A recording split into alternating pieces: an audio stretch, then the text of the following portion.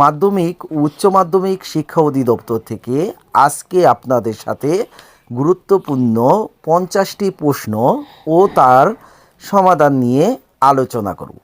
তাহলে দেখা যাক। প্রশ্ন নাম্বার 1, ইএফএ এর পূর্ণরূপ কী? উত্তর, এডুকেশন ফর অল। প্রশ্ন নম্বর 2, ইএফএ নিশ্চিত করা কার দায়িত্ব? উত্তর, সরকারের সাংবিধানিক দায়িত্ব। প্রশ্ন নম্বর 3, বাংলাদেশে মেয়েদের জন্য বিনামূল্যে শিক্ষা কোন শ্রেণী পর্যন্ত? উত্তর, এইচএসসি অর্থাৎ দ্বাদশ শ্রেণী পর্যন্ত। প্রশ্ন নম্বর 4, বাংলাদেশের শিক্ষা ব্যবস্থা কয়টি স্তরে বিভক্ত? উত্তর, 3টি স্তরে। প্রশ্ন নম্বর 5, শিক্ষা ব্যবস্থার স্তরগুলো কি কি? উত্তর, প্রাথমিক, মাধ্যমিক ও উচ্চশিক্ষা। প্রশ্ন নম্বর 6, প্রাথমিক শিক্ষা কোন শ্রেণী পর্যন্ত? উত্তর, প্রথম থেকে পঞ্চম শ্রেণী পর্যন্ত। কিন্তু 2010 সালের শিক্ষানীতি অনুযায়ী প্রাথমিক শিক্ষা হচ্ছে প্রথম থেকে অষ্টম শ্রেণী পর্যন্ত। প্রশ্ন নম্বর 7, মাধ্যমিক শিক্ষা কোন স্তরে প্রদান করা হয়? উত্তর, জুনিয়র ও উচ্চ মাধ্যমিক পর্যায়ে। প্রশ্ন নম্বর 8, অনার্স কোর্সের মেয়াদ কত বছর? উত্তর, 4 বছর। প্রশ্ন নম্বর 9, মাস্টার্স কোর্সের মেয়াদ কত? উত্তর, 1 থেকে 2 বছর। প্রশ্ন নম্বর 10, শিক্ষা ব্যবস্থা কয়টি মন্ত্রণালয়ের অধীনে পরিচালিত? উত্তর, 2টি মন্ত্রণালয়। এরপরে প্রশ্ন নম্বর 11, প্রাথমিক শিক্ষা কোন মন্ত্রণালয়ের অধীন? উত্তর, প্রাথমিক ও গণশিক্ষা মন্ত্রণালয়। প্রশ্ন নম্বর 12, মাধ্যমিক ও উচ্চ মাধ্যমিক শিক্ষা কোন মন্ত্রণালয়ের অধীনে? উত্তর, শিক্ষা মন্ত্রণালয়। প্রশ্ন নম্বর 13, শিক্ষা ব্যবস্থায় কয়টি ধারা রয়েছে? উত্তর, 4টি।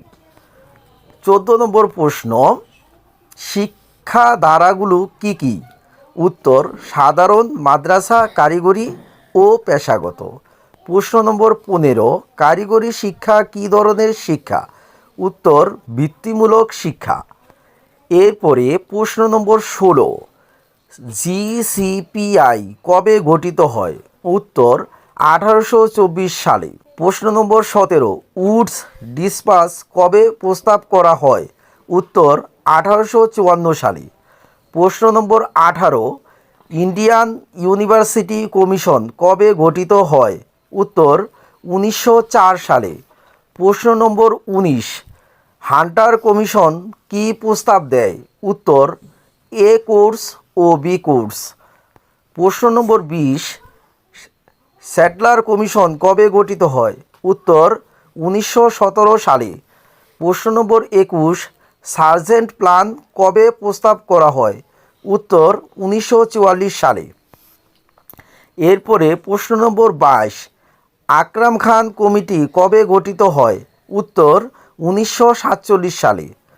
প্রশ্ন নম্বর 23, আতাউর রহমান খান কমিশন কবে গঠিত হয়? উত্তর, 1957 সালে।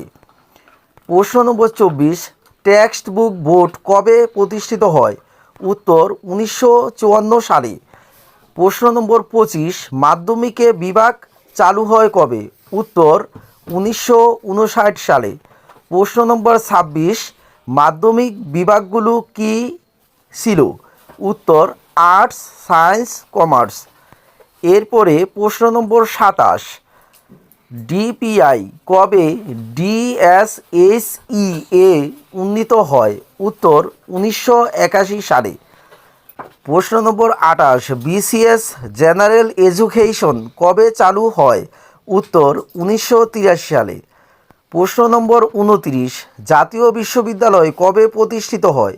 উত্তর, 1992 সালে। প্রশ্ন নম্বর 30, নারী শিক্ষায় কি চালু করা হয়? উত্তর, উপবৃত্তি। প্রশ্ন নম্বর 21, ডিএসএসি এর পূর্ণরূপ কী? উত্তর, directorate of secondary and higher secondary education. প্রশ্ন নম্বর 32, ডিএসএসি কার অধীনে কাজ করে? উত্তর, শিক্ষা মন্ত্রণালয়। প্রশ্ন নম্বর 33, ডিএসএসি এর প্রধান কে? উত্তর, মহাপরিচালক, ডিরেক্টরেট জেনারেল। প্রশ্ন নম্বর 34, ডিএসএসি কতটি প্রতিষ্ঠান পরিচালনা করে? উত্তর, প্রায় 29,569টি।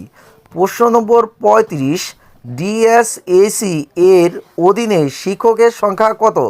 উত্তর, প্রায় 4,12,526 জন। প্রশ্ন নম্বর 36, শিক্ষার্থীর সংখ্যা কত? উত্তর, প্রায় 13,84,164 জন। প্রশ্ন নম্বর 37, ডিএসএসি এর প্রধান কাজ কি? উত্তর, শিক্ষানীতি বাস্তবায়ন। প্রশ্ন নম্বর 38, ডিএসএসি কি উন্নয়ন করে? উত্তর, শিক্ষার মান। প্রশ্ন নম্বর 39, ডিএসএসি কি প্রস্তুত করে? উত্তর, বাজেট। প্রশ্ন নম্বর 40, ডিএসএসি কি পরিচালনা করে? উত্তর, শিক্ষক নিয়োগ ও প্রশাসন। প্রশ্ন নম্বর 41, ডিএসএসিতে কয়টি প্রধান বিভাগ আছে? উত্তর, 4টি। প্রশ্ন নম্বর 42, একটি বিভাগের নাম বলুন। উত্তর, মাধ্যমিক শিক্ষা বিভাগ। প্রশ্ন নম্বর 43, মাঠ পর্যায়ে কয়টি জোনাল অফিস আছে? উত্তর, 9টি। প্রশ্ন নম্বর 44, জেলা শিক্ষা অফিস কয়টি? উত্তর, 64টি। প্রশ্ন নম্বর 45, উপজেলা অফিস কয়টি? উত্তর, 480টি। এরপরে প্রশ্ন নম্বর 46, বিকেন্দ্রীকরণ কি? উত্তর, উপজেলা পর্যায়ে শিক্ষা উন্নয়ন।